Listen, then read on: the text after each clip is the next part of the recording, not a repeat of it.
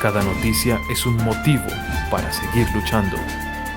Colombia Informa, Agencia de Comunicación de los Pueblos. Ténganlo antes de que sea parte de lo cotidiano el fracking aquí. Muchísimas gracias para servir. Y yo personalmente trabajé en un moratorio en Maryland y he pasado 90 órdenes en contra del fracking en municipios a través del estado de la Florida.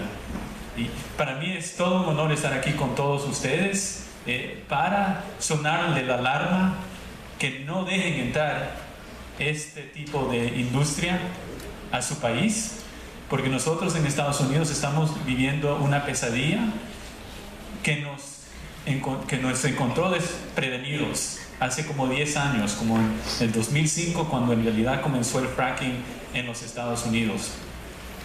Les quiero reportar que ahorita el movimiento en contra del fracking en nuestro país es fuerte y cada año se fortalece más.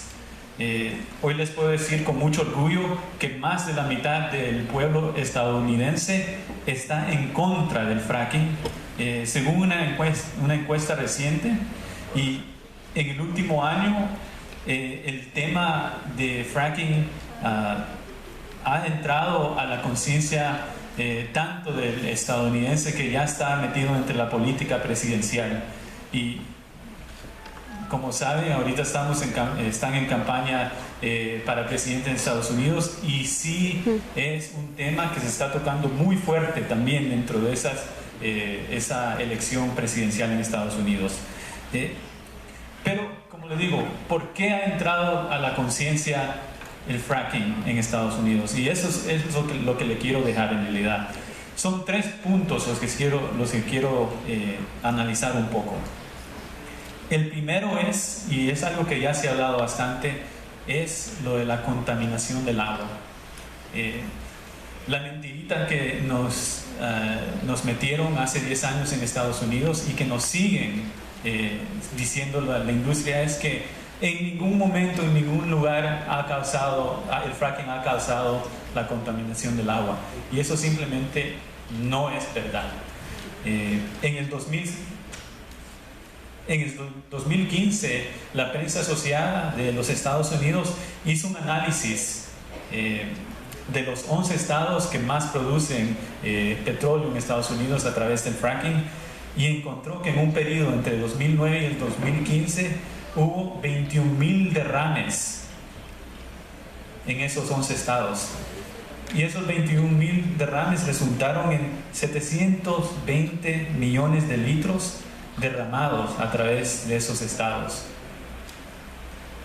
Eso mató ganado, arruinó tierras agrícolas, arruinó propiedades, y es algo que sigue hasta este entonces, porque en realidad el gobierno federal en Estados Unidos le ha entregado el sistema de monitoreo y vigilancia a los estados, y los estados en general no tienen ni la infraestructura ni las ganas de regular bien a estas compañías que traen el fracking. Como ejemplo le doy el estado de Pensilvania. Como le mencioné desde un principio, el fracking nos cogió desprevenidos porque comenzó en estados donde ya había perforaciones tradicionales, convencionales, como en estados como Oklahoma, Texas, Colorado, donde las compañías de un día al otro comenzaron a hacer este tipo de fracking, que es más intensivo, más intrusivo, como han explicado los que hablaron antes. Pero en Pensilvania, donde sí había habido perforaciones por décadas, en los 1870s en Pensilvania es donde comenzó a industrializarse el petróleo, por Rockefeller, es el que más se conoce. Pero en Pensilvania ya no había yacimientos, pero en el 2005, 2006 es que comienzan a usar el fracking para sacar petróleo que no habían podido alcanzar antes. Entonces vemos que el Estado sí está totalmente es totalmente incompetente, no puede regular bien. Ahí, por 5 o 6 años, también repetían la mentira de la industria, que nunca había ningún tipo de contaminación. Pero hace 2 años, después de una fuerte lucha de organizaciones de protección del medio ambiente y también la prensa, en el último momento, sí, ya en los últimos años ya ha salido oficialmente que han habido por lo menos 220 casos de contaminación de agua en Pensilvania, y se sabe que es por el fracking, como le digo, no por la perforación convencional, sino por el propio fracking. Y eso es controversial, esa cifra de los 220, porque hay miles de casos de quejas donde el gobierno del estado de Pensilvania no ha monitoreado, no lo ha estudiado, no lo ha investigado. Entonces es la primera, la que más se conoce, ¿verdad?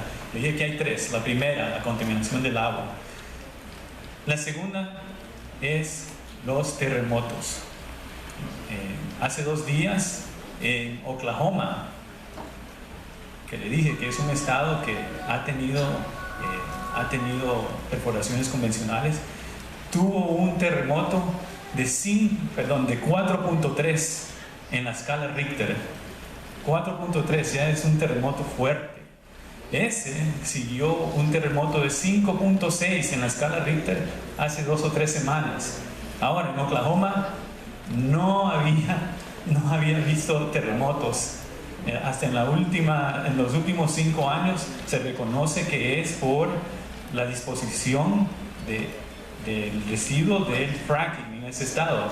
Pero Oklahoma no es la única.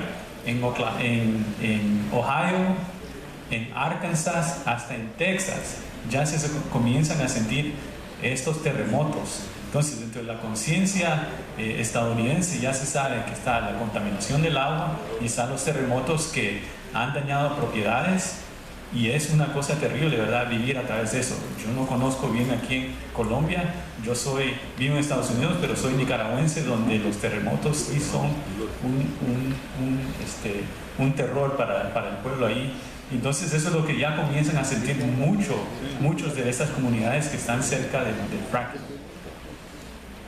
La tercera cosa, que ya hasta en los últimos años, yo digo en los últimos 2 o 3 años, que se comienza a realizar en Estados Unidos, es que el fracking es dañino para la salud.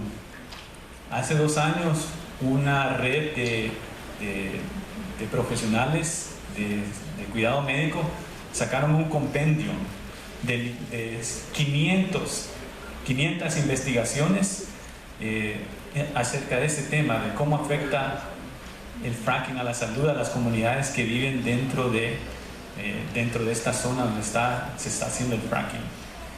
Y encontraron que los riesgos son altísimos. Respiración, cardiovasculares, pero la que yo me gusta usar porque es tan contundente es que encontraron que un estudio de Hopkins, de Johns Hopkins, un hospital bien prestigioso en Estados Unidos, encontró que las mujeres embarazadas que vivían muy cerca de estas zonas de fracking tenían 40% más probabilidad de tener hijos prematuros. Entonces esto es algo que, de nuevo, ya se maneja bastante en el pueblo americano. Entonces eso es lo que yo les quiero dar una muy fuerte advertencia, que no dejen entrar el fracking aquí a Colombia. Para nosotros, como le digo, el logro más grande fue pasar la prohibición en el estado de Nueva York. Es el estado, uno de los estados más importantes, con la ciudad de Nueva York, que es una de las ciudades más importantes en el mundo, y encontramos que el pueblo neoyorquino entendía muy bien estos riesgos que les acabo de describir, lo de la contaminación del agua, los terremotos y los riesgos a la salud. Y lo que vimos es que en la zona de Nueva York donde querían hacer el fracking, que se llama el esquisto Marcellus, es un esquisto muy grande que también cruza a Pensilvania, pues eso lo querían abrir en Nueva York. Pero resulta que ese esquisto en Nueva York también estaba debajo de el agua potable de la ciudad de Nueva York. Entonces se unieron dos comunidades muy, muy importantes. Una, la comunidad donde iba a ocurrir ese fracking. Y ahí pasaron, creo que 150 órdenes. Todas esas comunidades se organizaron, se educaron y pasaron prohibiciones locales para que no hubiera fracking dentro de esa zona.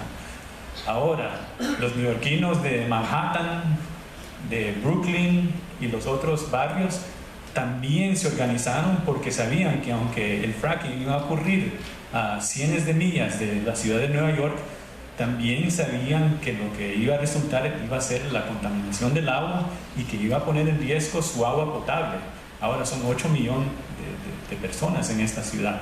Entonces nosotros en el día en Food and Water Watch lo que hicimos fue hacer un análisis muy profundo para ver cómo es que convencíamos al gobernador de Nueva York, que se llama Andrew Cuomo, que tenía el poder ejecutivo, tenía el poder para hacer una decisión ejecutiva para prohibir el fracking dentro de su estado.